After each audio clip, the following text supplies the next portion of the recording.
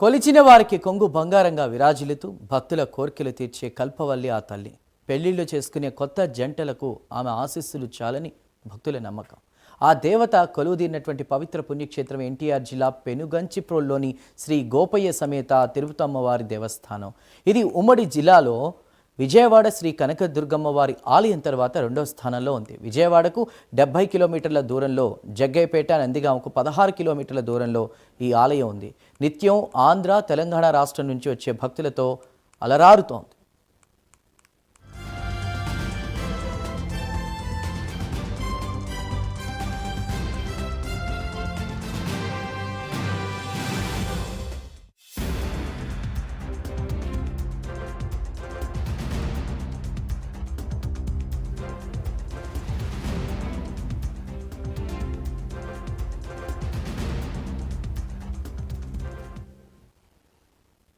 పదిహేడవ శతాబ్దంలో పెనుగంచిప్రోలు సమీప గ్రామాల్లో సాక్షాత్తు శ్రీ తిరుమల తిరుపతి వెంకటేశ్వర స్వామి వరప్రసాదినిగా జన్మించిన తిరుపతమ్మ బాల్యదశలోనే సకల శాస్త్ర రంగమూర్తిగా పేరుగాంచింది.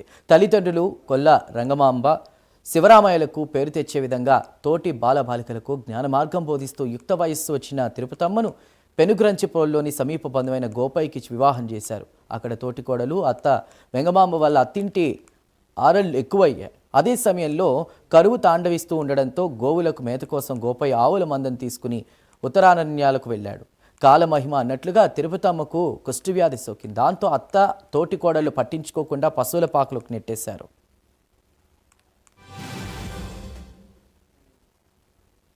ఆంధ్రప్రదేశ్ ఎన్టీఆర్ జిల్లా పెనుగంచిప్రోలు మండలం మరియు గ్రామంలో వేంచేసి ఉన్న శ్రీ గోపయ్య స్వామి సమేత శ్రీ తిరుపతమ్మ అమ్మవారి దేవస్థానం. ఇక్కడ అమ్మవారు 1695 సుమారుగా 450 సంవత్సరాల క్రితం అమ్మవారు ఇక్కడ యోగాగ్ని ప్రవేశం చేసి వెలిసింది. అమ్మవారు సాక్షాత్తు వెంకటేశ్వర స్వామి వరప్రసాది. తిరుపతి అమ్మవారి తల్లిదండ్రులకి పిల్లలు లేకపోతే తిరుపతి వెళ్తారు. తిరుపతి వెళ్ళి వచ్చిన తర్వాత ఒక ఆడపిల్ల పుడుతుంది. తిరుమల తిరుపతి స్వామి వారి దివ్యవరాన పుట్టింది కనుక తిరుపతి అమ్మ అనే నామకరణం చేస్తారు. అమ్మవారి పుట్టిల్లు ఇక్కడ దగ్గరలో అనిగలపాడు గ్రామం. గోపయ్య స్వామి వారిది ఒక పెనుగంచిప్రోలు గ్రామం. గోపయ్య స్వామి వారితో తిరుపతి అమ్మవారికి వివాహం జరుగుతుంది. జరిగిన తర్వాత పుట్టింటి నుంచి అత్తవారింటికి వచ్చేటప్పుడు గోమాతని ఇస్తారు. ఆ గోవు 7 దొడ్ల ఆవులను పెడుతుంది. ఆ 7 దొడ్ల ఆవులను తీసుకొని కూడా గోపయ్య స్వామి వారు ఉత్తరారణ్యానికి భద్రాచలంలోకి వెళ్తారు. మేత కోసం అడవులకు వెళ్లిన గోపయ్య పులి రూపంలో వచ్చిన పెద్దమ్మ తల్లితో పోరాడి వీరమరణం పొందారు. భర్త మరణాన్ని ముందుగానే ఊహించిన తిరుపతమ్మ ప్రవేశానికి నిర్ణయించుకుంటుంది. భర్తతో పాటు సహగమనం చేస్తుంది. ఆమె యోగాగ్నిలో తనువు చాలించిన చోట కాలక్రమంలో తన ప్రతిమతో పాటు గోపయ్య ప్రతిమ కూడా వెలుస్తుందని చెప్పింది. ఆనాడు కష్టంలో ఉన్నటువంటి తిరుపతమ్మకు ముదిరాజ్ వంశానికి చెందిన పాపమాంబ ఆమెకు సేవలు చేసింది. ఆమె వంశానికి చెందిన వారే నేటికి ఆలయంలో పూజాది కార్యక్రమాలు నిర్వహిస్తూ ఉన్నారు. తదుపరి పెద్దల సమక్షంలో ఆలయ నిర్మాణం జరిగింది. ఆలయం పక్కనే పవిత్ర మున్నేరు, మామిడి తోట్ల ఆహ్లాదాన్ని కలిగిస్తూ ఉన్నాయి.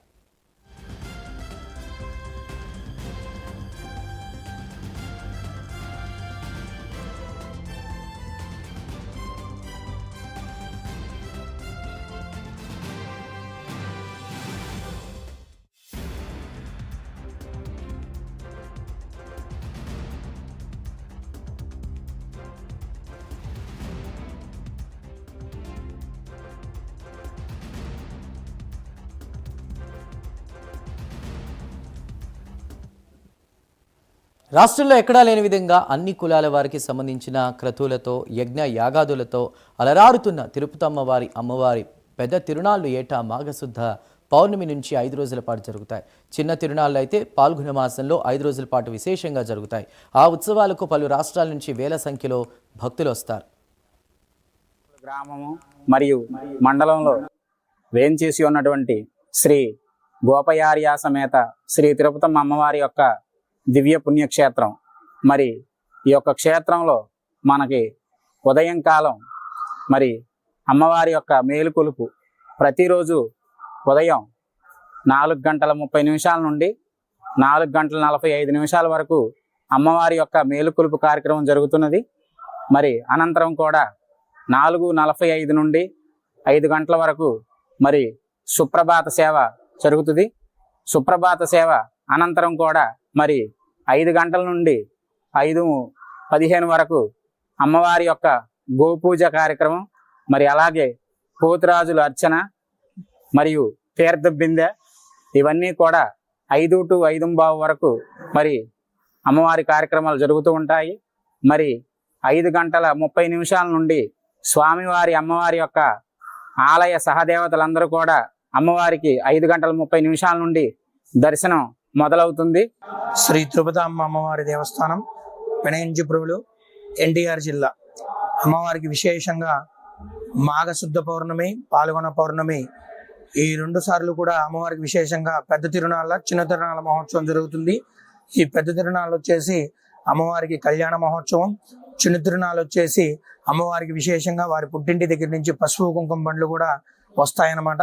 ఇవే కాకుండా ప్రతి 2 సంవత్సరాలకు ఒకసారి అమ్మవారు విశేషంగా రంగుల మహోత్సవానికి వెళ్తారండి.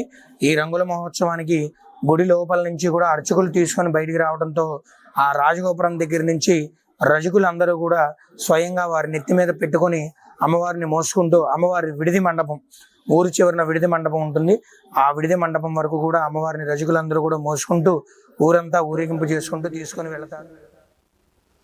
ప్రతి ఏడాది పెద్ద తిరునాళ్ళు, కళ్యాణ మహోత్సవాలు ఫిబ్రవరిలో జరుగుతాయి. చిన్న తిరునాళ్ళు మార్చి నెలలో చేస్తారు. వీటితో పాటు ప్రతి 2 ఏళ్లకోసారి రంగుల ఉత్సవం వైభవంగా జరుగుతుంది. ప్రధానమైనటువంటి క్షేత్రం శ్రీ తిరుపతమ్మ గోపయ్య స్వామి వారి క్షేత్రం, పెనుగంచిప్రోలు పుణ్యక్షేత్రం అండి. ఈ యొక్క క్షేత్రంలో అమ్మవారికి భక్తులు కోరినటువంటి కొంగు బంగారంగా సంతానం కోసం వచ్చేటువంటి భక్తులకు సంతానార్థిగా అన్నప్రాసన, అక్షరాభ్యాసం, నిమ్మకాయ పూజ, విజయలక్ష్మి కంకణం, అలాగే ఈ యొక్క అమ్మవారి ప్రాతకాల సేవలు, సుప్రభాత సేవ, గోపూజ, ఇటువంటి అనేక రకమైనటువంటి పూజలు, సేవలు ప్రాతనిత్యం జరుగుతూ ఉంటాయండి. పెనగంచిప్రోలు అనేది బాగా ప్రత్యేకత చెందింది. ఈ ఏరియాలో మేము మధుర తాలూకు చెందిన సకులవీడి నుంచి మేము ఇక్కడికి వచ్చాము. మేము ప్రతి సంవత్సరం కూడా ఇటువైపు వచ్చిన ప్రతిసారి కూడా ఈ అమ్మవారి దర్శనం అనేది చేసుకోవడం జరుగుతుంది. అది దాంతోపాటు లైక్ మా మొక్కులు చెల్లించుకోవడానికి పిల్లలు లైక్ అన్నప్రశ్న కానీ అన్ని కూడా ఇక్కడే చేసుకుంటూ ఉంటాము. మేము ఎవ్రీ ఇయర్ కానీ లేకపోతే ఇటువైపు వచ్చినప్పుడు కానీ అమ్మవారి దర్శనం కోసం తిరునాళ్ళకి ఎవ్రీ ఇయర్ తిరునాళ్ళు జరిగే జాతర కూడా అటెండ్ అవుతూ ఉంటాము. ఇక్కడికి వచ్చి దర్శనం చేసుకోవడం వల్ల మాకు చాలా సంతోషంగా ఉంది. దాంతోపాటు మాకు ఆర్థికంగా కానీ అన్ని వైపులా కూడా అమ్మవారి సేవ చేసుకోవడం వల్ల మాకు చాలా మంచి జరిగింది. అందువల్ల ప్రతి ఒక్కరు కూడా అమ్మవారి దర్శనానికి వచ్చి వాళ్ళ యొక్క ఆరోగ్యాలు కానీ వాళ్ళ యొక్క ఆర్థికంగా కానీ ప్రతిదీ మెరుగుపరుచుకోవడానికి మా అమ్మవారి చాలా మనకి హెల్ప్ చేస్తారు. ఇక ప్రతి నెల చండీ హోమం, నిత్యం గోపూజ, కుంకుమ పూజ, అభిషేకం వంటి పూజలు జరుగుతూ ఉంటాయి. నిత్యం అమ్మవారికి భక్తులు పాలు పొంగళ్లతో పాటు బోనాలు పెట్టి మొక్కులు తీర్చుకుంటూ ఉంటారు.